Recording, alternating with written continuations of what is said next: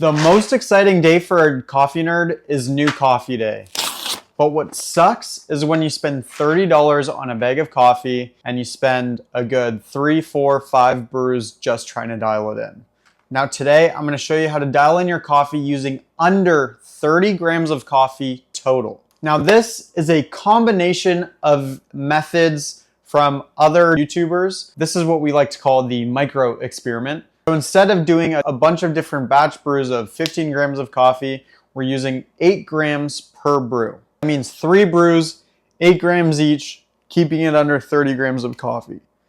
Everything you need: a kettle, a pour over, water, preferably distilled, reverse osmosis, basically anything with a 0 TDS.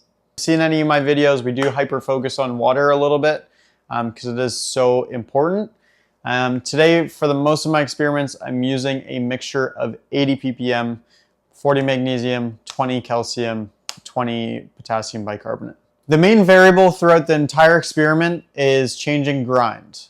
And that is the most annoying because that's what consumes the most amount of coffee. In trial A, we're going to start with the baseline, which is going to be the same grind setting I usually start with on my coffee. Most people have one.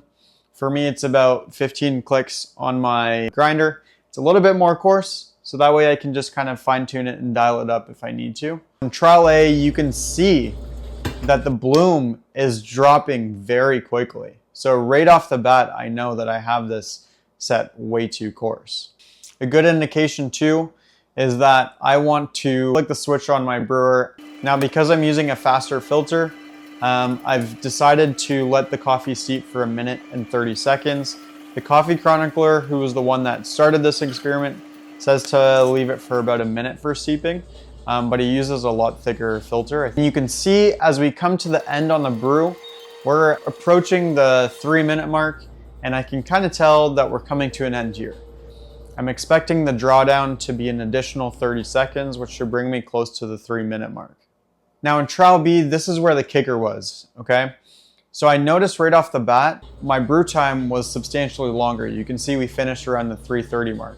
So we went a little bit, potentially a little bit too fine, but I don't want to judge it before I taste it.